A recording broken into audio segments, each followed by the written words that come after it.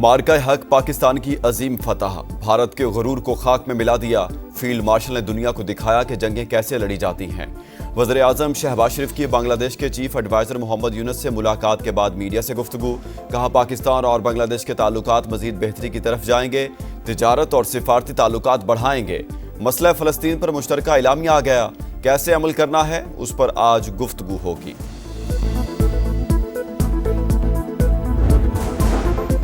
پاکستان میں حالیہ سیلاب نے بڑے پیمانے پر تباہی پھیلائی۔ 2022 کے سیلاب سے $30 ارب کا نقصان ہوا۔ وزیر اعظم شہباز شریف کا کلائمیٹ سمٹ سے خطاب، کہا عالمی سطح پر کاربن گیسز کے اخراج میں پاکستان کا حصہ نہ ہونے کے برابر۔ ماحولیاتی تبدیلیوں سے نمٹنے، گرین انرجی اور متبادل توانائی پر منتقلی کی کوشش کر رہے ہیں۔ چینی صدر نے ماحولیاتی تبدیلیوں کی وجہ سے بڑھتے چیلنجز کو حقیقت قرار دیا، کہا صورتحال سے نمٹنے کے لیے اجتماعی اقدامات کرنا ہوں گے۔ چین عالمی سطح پر ذمہ داریاں ادا کرنے کے لیے پرعزم ہے۔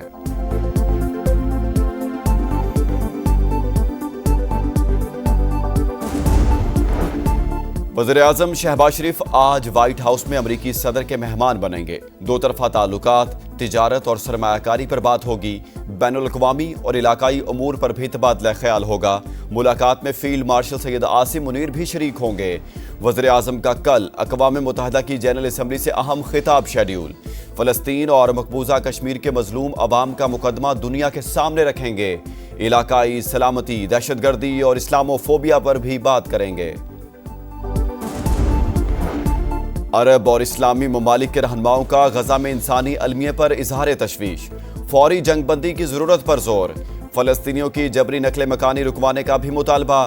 عرب لیگ، OIC اور امریکی صدر کے کثیر الجہتی اجلاس کا مشترکہ اعلامیہ جاری۔ صدر ڈونلڈ ٹرمپ کی قیادت کو امن کی راہ ہموار کرنے کے لیے اہم قرار دیا گیا۔ غزہ کی تعمیر نو کے لیے عرب اور OIC منصوبے کی جامع حکمت عملی پر اتفاق۔ ایران کے صدر کا پاک سعودی عرب دفاعی معاہدے کا خیر مقدم۔ مسعود پزشکیان نے جنرل اسمبلی سے خطاب میں کہا معاہدے کو مسلم ریاستوں کے جامع علاقائی سلامتی کے نظام کا آغاز سمجھتے ہیں۔ اسرائیل نے ہماری خود مختاری پر حملہ کیا، عوام اور فوج نے ناکام بنا دیا۔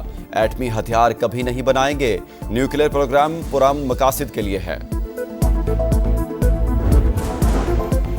پاک چین مثالی دوستی، دونوں ممالک کے مضبوط تعلقات کی عکاس۔ نیو یارک میں وزیر اعظم کی چینی ہم منصب سے گفتگو، اجلاس میں بھی شرکت۔ شہباز شریف UN سیکرٹری جنرل انتونیو گترس سے بھی ملے۔ آسٹریا کی فیڈرل چانسلر اور کویت کے ولی عہد سے ملاقاتیں۔ وزیر اعظم نے جرمن اور عربی زبان میں گفتگو کی۔ کویتی ولی عہد سے گفتگو میں دونوں ملکوں کی دوستی کو دائمی اور لازوال قرار دیا۔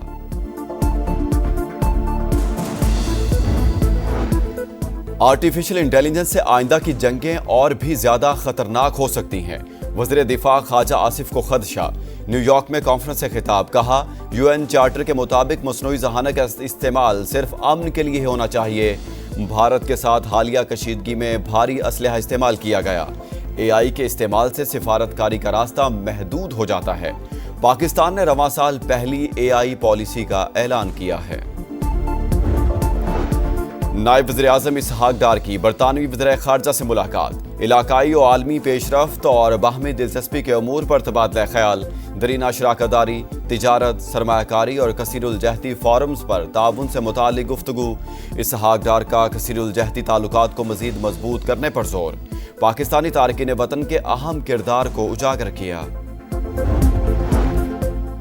$7 ارب قرض پروگرام کی اگلی قسط کے حصول کا مشن۔ IMF کا جائزہ مشن آج سے پاکستان کا دورہ کرے گا۔ معاشی صورتحال کا دوسرا جائزہ لے گا۔ پاکستان عالمی ادارے کے زیادہ تر اہداف پورے کر چکا۔ حکومت نے ایک اور شرط پوری کر دی، گاڑیوں کی کمرشل امپورٹ فوری کھولنے کا فیصلہ۔ ابتدائی طور پر 5 سال پرانی گاڑیوں کی کمرشل امپورٹ کھولی جائے گی۔ ود ہولڈنگ ٹیکس غیر شرعی قرار دینے پر حتمی رائے نہیں دی، اسلامی نظریاتی کونسل کی وضاحت۔ اعلامیے میں بتایا چند ارکان نے معاملے پر ابتدائی بحث کی، جس میں مختلف آراء سامنے آئیں۔ دیت کے قانون میں پیش کردہ ترمیمی بل سے عدم اتفاق۔ انسانی دودھ بینک کے قیام کی مشروط اجازت۔ 11 ستمبر کے سپریم کورٹ کے فیصلے پر تحفظات کا اظہار۔ نکاح کے بعد ہی عورت کو طلاق کی صورت میں عدت اور نان و نفقہ لازم قرار دینا قرآن و سنت کے خلاف قرار دے دیا۔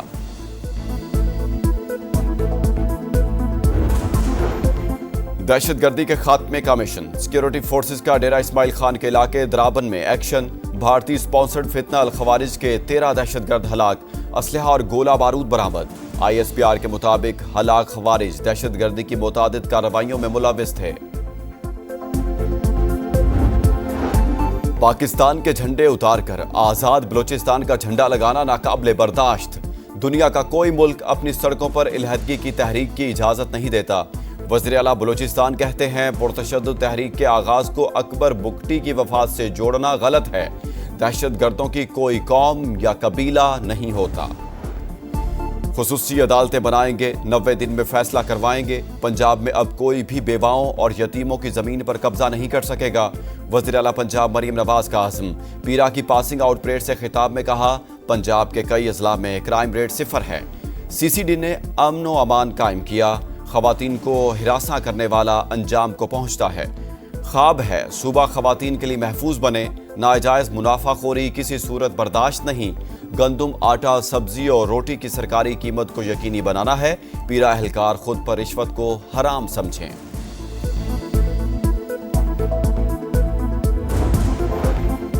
जिस तरह इलेक्शन हो रहे हैं उनकी अहमियत खत्म हो चुकी। मुल्क हाइब्रिड निजाम पर नहीं चलेगा। ऑपोजिशन रहनुमाओं की प्रेस कॉन्फ्रेंस। असद कैसर बोले, मरीम नवाज को चैलेंज करता हूं, आप 10 सीटें नहीं जीत सकती। महमूद अचकजई बोले, शहबाज हुकूमत को अवाम की ताकत से गिराएंगे।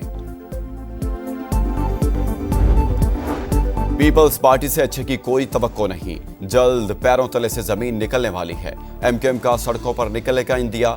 फारूक सत्तार बोले, ग्रीन लाइन के लिए वज़ीर आज़म से फंड्स मंजूर कराए मगर मेयर को पसंद ना आया, काम ही रुकवा दिया। कराची के मंसूबों को सियासत की नजर किया जा रहा है।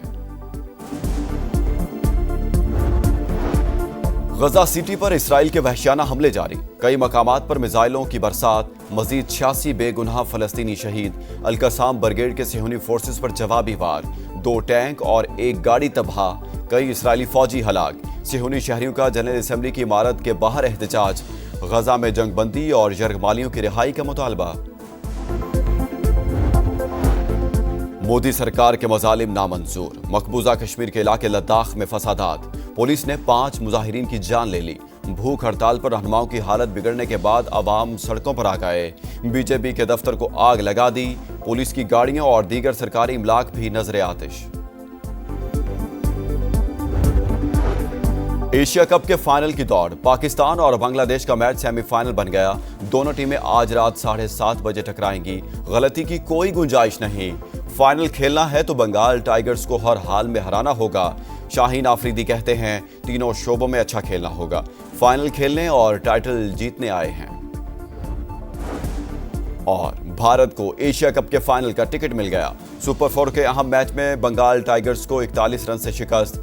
बांग्लादेश 169 रन के ताकुब में 127 पर ढेर। 9 खिलाड़ी डबल फिगर में भी दाखिल न हुए। सैफ हसन की जारहाना 50 काम न आई। भारत की जीत के साथ श्रीलंका का सफर तमाम।